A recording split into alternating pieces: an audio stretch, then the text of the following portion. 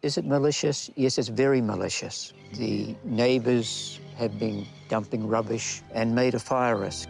She is controlling him and stands over him to make the situation worse. Massey was a family-orientated suburb. People cared about each other, but now Massey is drug-controlled. It's all kinds of drugs. It's the methamphetamine, cannabis. The police chopper above appeared to back up Paul's grim view of Massey.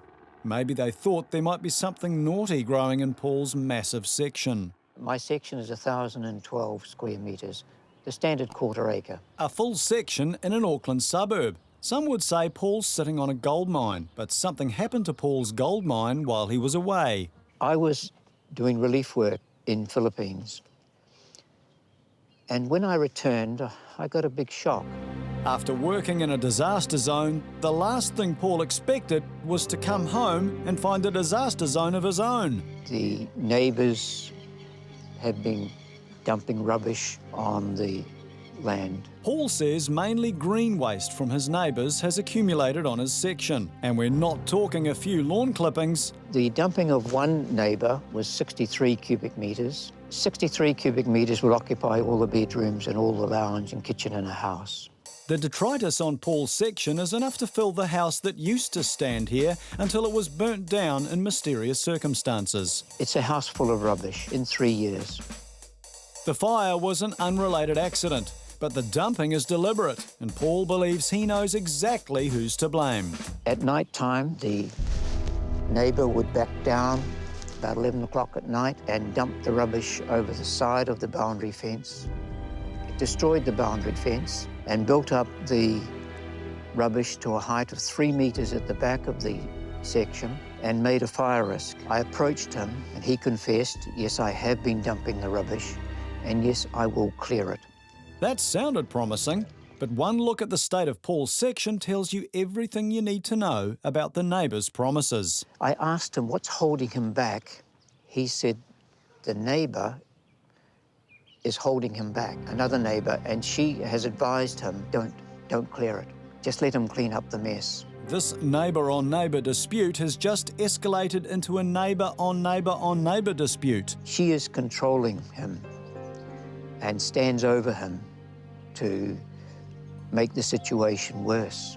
This is what psychologists call enabling. Paul believes neighbour 2 may be pulling neighbour 1's strings from behind a non-existent fence. She is using the other neighbour as a pawn to follow her thinking, whatever that might be. Is it malicious? Yes, it's very malicious. Just yesterday, she was out with her camera again, intimidating, and that's what she does. She brings her camera out and intimidates, and she yells, throws stones, hurls abuse.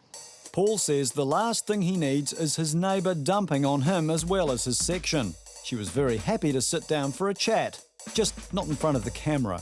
She denied any dumping on Paul's section.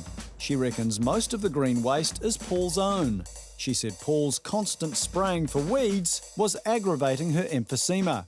And she says Paul's unkempt section is a safe haven for vermin. One neighbour has dumped the rubbish.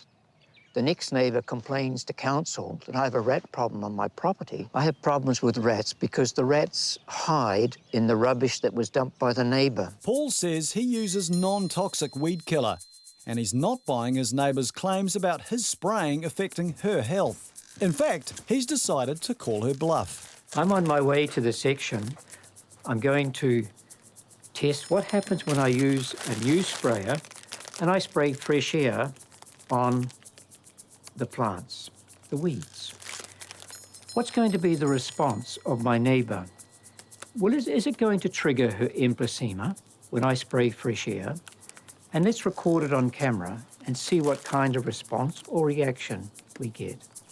As it happens, Paul wasn't able to carry out his experiment. However, he did have an altercation with his neighbour. Just 3 days ago, I received a big surprise at the section. There was fresh dumping. What was the dumping? It was vegetative matter. But I said to myself, I'm not going to tolerate this anymore. So I came down on the driveway and I said, please do not put your rubbish on my section. Her response, or should I say reaction, was, her grandson came out and said that I am going to something your head in. But that's the kind of hell that I have for a neighbour.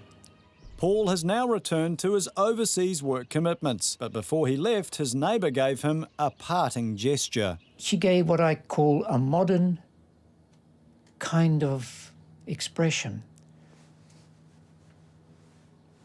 Now, what does that mean? We may never know what that gesture means. It's like you point first, then you twirl, and then you do the up. One thing we do know is that Paul's section remains in a state of disarray. He plans to clean it up as soon as the illegal dumping stops.